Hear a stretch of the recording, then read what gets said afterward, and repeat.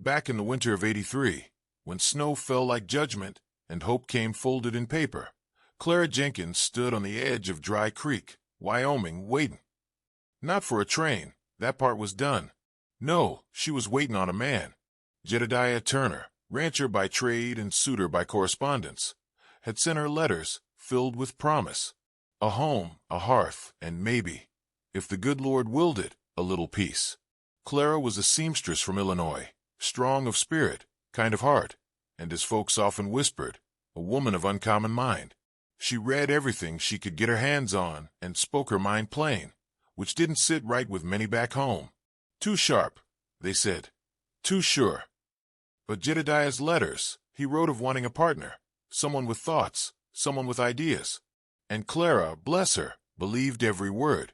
She sold off her little shop and packed what she could in one trunk. Her mother's quilt, her sewing kit, and dreams stitched from the fabric of his letters. When she stepped off that train into the snow-blown silence of Dry Creek, she felt the weight of her choice settle across her shoulders like that old wool shawl. 10 minutes passed, then 20. Then a man came trudging down the road, broad-shouldered, coat dusted with frost, hat pulled low. Jedediah Turner. He didn't smile, didn't take her hand, just looked her up and down like she was a fence post he hadn't meant to order. "Miss Jenkins," he said, hoisting her trunk without a word more. At his ranch, behind the barn, came the words that shattered what little warmth she'd been carrying. "You're not what I expected," he said, voice as flat as the prairie. Clara's heart didn't break. No, it folded like the letter she'd read 100 times. Now nothing more than lies and dried ink. Without a fuss, she turned and walked, past the barn, past the house, back toward the train station. Though she had no ticket, no plan, no home, she didn't cry. Not in front of folks. Tears on the plains don't last long anyhow. She sat on the cold bench, trunk beside her, snow thick in her lashes. The tracks were empty, just like the promises that brought her here. But Clara Jenkins was no wilting bloom. When her fingers went numb, she rose. Not 'cause she knew where to go, but 'cause sitting in the cold ain't the same as living. She picked up her trunk, turned her back to the station, and walked. Into Dry Creek. Into whatever came next. Dry Creek weren't much more than a handful of clapboard buildings hunched along a muddy road, looking like they'd rather give up than face another Wyoming winter. But Clara walked into it with her head held high and boots crunching through the frost like she meant to own the ground beneath her feet. The saloon door creaked as she stepped inside, carrying the cold on her shoulders and a fire in her belly. Conversation died quicker than a match in the wind. Men turned, some sneered. A few looked away like she was something they didn't want to admit existed. She walked straight to the bar and set her coin purse down with a quiet clink. "I need a room," she said to the barkeep, a man with a mustache like a prairie broom and eyes that had seen too many sunrises. He looked her up and down, not unkindly. "Ain't got rooms for the long haul, miss. Just upstairs for the night, if you don't mind the noise." "I've endured worse," she said, steady as a preacher on Sunday. She took that room and spent the night mending the hem of her pride. In the flickering light of an oil lamp, she stitched her sorrows into the seams of her dress and whispered promises to herself that no man would write her story again, not unless she let him. Next morning, she walked to the mercantile, asked the clerk if there was any need for a seamstress. The man, who smelled of tobacco and regret, shrugged. "Plenty o' men don't like their wives reading, let alone working," he said. "But old Mrs. Brant down by the chapels got more holes in her curtains than she's got prayers left. Try there." So she did, and soon enough, Clara Jenkins had a little corner in town. Folks didn't like her ways, but they respected the work she did. Hands quick with a needle, words sharp enough to shave a sheep, and a spine like ironwood. She earned every dime with thread and grit. Then one day, the silence of the street was broken by hoofbeats. A lone rider cut through town like a shadow, tall, black coat, hat pulled low. He didn't look at nobody, just rode up to the saloon, tied off, and went inside like he owned the place. The barkeep stiffened. The card players stopped mid-game. "Bart Partain," Someone whispered. The name fell like a hammer on the hearts of those who heard it. Outlaw. Killer. A man with more blood on his boots than most have in their whole bodies. And as fate would have it, his eyes found Clara through the saloon window. Not with lust, not with scorn, but with something deeper, something dangerous. Later that night, Clara sat at her small desk, writing a letter she'd never send, when there came a knock. Slow, measured. She opened the door, and there he was. Miss Jenkins, Bart Partain said, voice low like thunder on the horizon. I believe you and me have some reckoning to do. Clara stood there, hand on the doorframe, eyes fixed on the man who could set fire to a town just by riding through it. Bart Partain. He didn't ask to come in. Just stood like he had all the time in the world, shadow stretching, long behind him in the lantern light. I ain't got nothing worth stealing, Clara said, her voice calm, even as her heart thudded like hoofbeats on hardpan. Bart cracked a crooked smile. Not here to rob you, miss. Truth is, I owe you. That stopped her colder than a Montana creek. You don't even know me, she said. He nodded slow. No, but I knew Jedediah Turner. Clara's breath caught. Heard what he did. Saw what he did. You rode all this way for a man who couldn't face the mirror. That takes guts most folks don't carry. What do you want? She asked, suspicion weighing on every word. Bart looked past her into the small room, the curtain sheets sewn by hand, the books stacked neatly, the sewing kit by the window, a life built from scraps. I want to offer protection, he said finally. Town's got eyes. Word's traveling. You're strong, and strong women make cowards nervous. Clara narrowed her gaze. And what would a man like you get from protecting a woman like me? He tipped his hat. Maybe just a clean spot in a dirty life. She didn't answer. Not right then. But when he turned to leave, she called after him. I cook at sundown. If you ain't done any harm by then, you can sit at my table. Just once. Bart nodded once, slow and solemn. I'll be back. And I'll be decent. That night, she boiled beans and cut what little bacon she had. Set 2 plates out. When the knock came, it was gentle, respectful. He ate without comment, knife and fork held like a man raised with manners long forgotten. They didn't speak much, but when he finished, he looked at her across the flickering lamp and said, You got grit, Clara Jenkins. I've seen men shoot straighter than they walked, but they'd fall to pieces under what you've survived. She looked him square. And what's your story, Bart Partain? Who taught you to wear that name like a storm cloud? His eyes dimmed, just a flicker, like a match trying to stay lit. Folks see the outlaw, he said. But before that, I was just a boy who got tired of being stepped on. Now I step first. The silence stretched between him. Heavy, familiar. She didn't say it, but in that silence, she understood. Pain had its own language, and Bart spoke it fluent. The next morning, Clara woke before the sun, heart rattling, like a poker chip in a tin cup. She brewed coffee, boiled hardtack in broth, and tried not to think too hard on the man who'd sat at her table the night before. Bart Partain was gone. No note, no footprints, just the ghost of his voice lingering, like smoke in the rafters. Clara figured he'd done what men like him always did, vanished when it got too real. But come noon, word spread through Dry Creek faster than wildfire. Turner's barn was ablaze.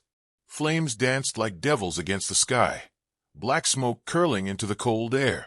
Clara stood in the middle of the street, heart heavy, watching men scramble with buckets too small for the fury. She didn't move. Not until she saw him. Bart, walking through that smoke like he was born of it. His coat was singed, his knuckles raw, and his face set like granite. Someone yelled, That's him. Partain lit the fire. Voices rose, guns cocked, and just like that, the town turned. Clara stepped forward before she knew what she was doing. No, he didn't, she said. Loud, clear. The sheriff turned. You vouching for an outlaw, Miss Jenkins? I'm vouching for a man who sat at my table and didn't lie with his eyes, she said, fire building in her chest. He didn't set that blaze. But maybe y'all lit the match with your scorn. The sheriff hesitated. Folks looked away. And Bart, Bart looked at her like she was the only anchor in a storm. That night, Bart came back to her door, bleeding from a split lip and walking like he'd gone a few rounds with a bull. She let him in. No questions. No judgment. They sat in silence, the kind that ain't awkward, just true. Finally he said, "Wasn't you? I was expecting to come to my defense."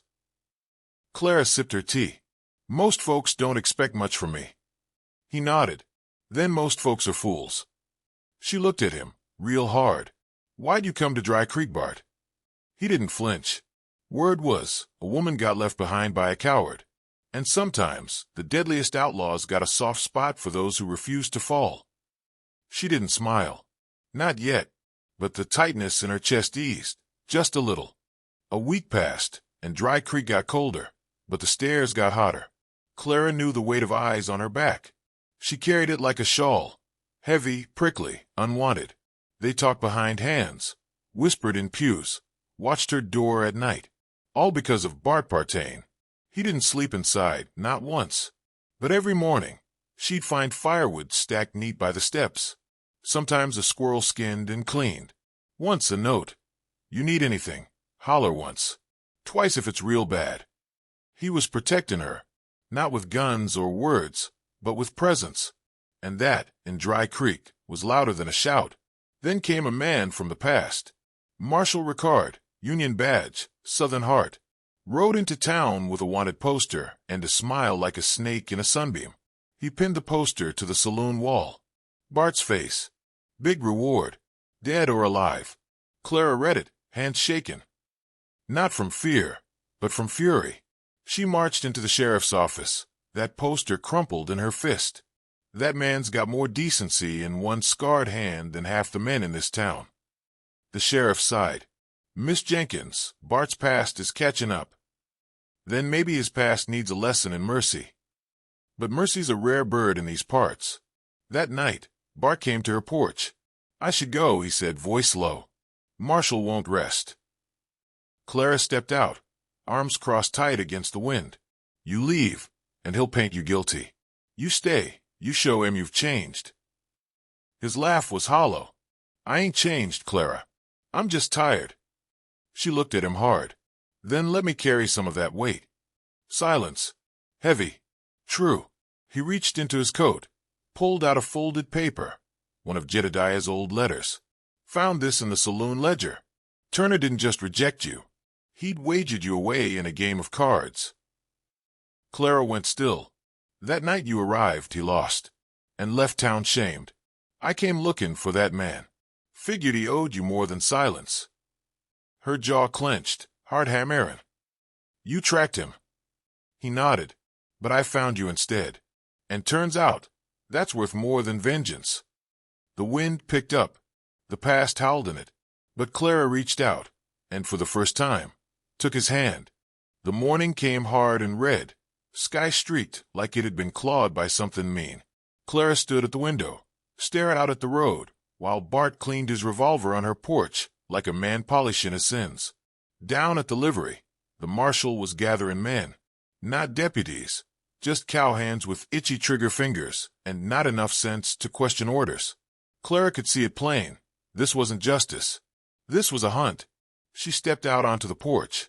"You got a plan?" she asked Bart. He didn't look up. "I do." "Tell me." "No." "Then you don't," she said flatly. He looked at her then. Really looked. "You're too smart for this town," he said. "Too stubborn, maybe," she replied. An hour later, the sound of hooves echoed down the main street. Bart stepped out into the middle of the road, broad shoulders square, dust rising around his boots like smoke. Marshal Ricard rode at the head, reins tight, a look on his face like he was about to open a sermon, one with bullets at the end. "Partain," he shouted, "you gonna come quiet, or you want your epitaph written in lead?" Bart didn't flinch. "Ain't running." "Not anymore." Clara stood on the steps of her little house, fists balled, heart a wild thing. "You're harboring a criminal, Miss Jenkins," the marshal called to her. She stepped down slow. "And you're wearing a badge like it means something. Funny how law looks a lot like vengeance when it comes with a posse and no warrant." The marshal sneered. He's got blood on his hands." "And so do you," Bart said, voice like gravel. "You remember the Nacogdoches raid? I was a kid. You pulled the trigger first. That landed heavy. Even the horses shifted. The town watched. From behind curtains. From alley shadows. From pews where prayer meant nothing without courage." Clara stepped beside Bart. "You want him. You'll have to shoot through me."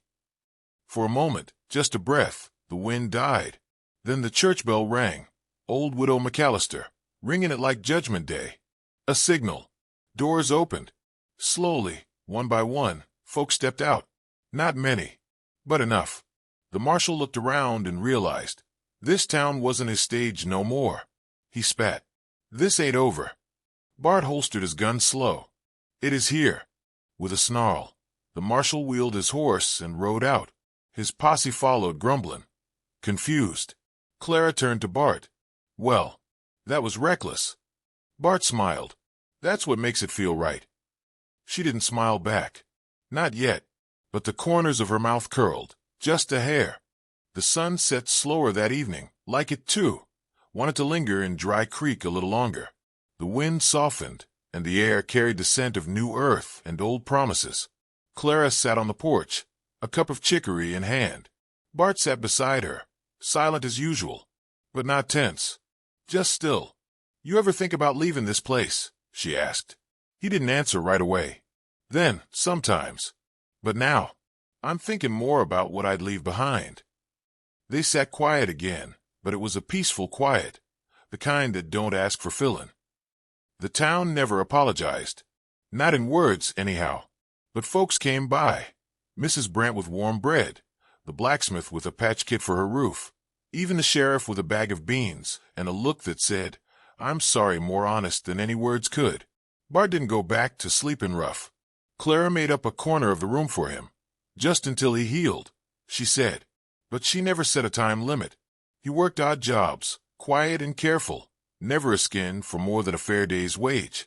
The children watched him like he was a story walking. The men watched him like he was a threat that hadn't decided what it wanted to be yet. One morning, she caught him building a second chicken coop behind the shed. "Planning on staying a while?" she asked. He shrugged. "Figured you could use more eggs." Clara stepped closer, her voice soft. "You ain't just here to help me survive, are you?" Bart turned, eyes clear. "No, Clara. I'm here to help you live." That night, under the wide Wyoming stars, Clara took his hand, not because she needed Savon, and not because he did, but because two wounded things had found each other and figured maybe, just maybe, they didn't have to hurt alone anymore. And when folks whispered about the smart woman who tamed the deadliest outlaw this side of the divide, Clara just smiled, because she knew better. She hadn't tamed him. She'd stood beside him. And together, they'd written a new kind of story, one not measured in bullets or scars, but in quiet mornings, shared burdens, and the kind of love that don't need speaking to be true.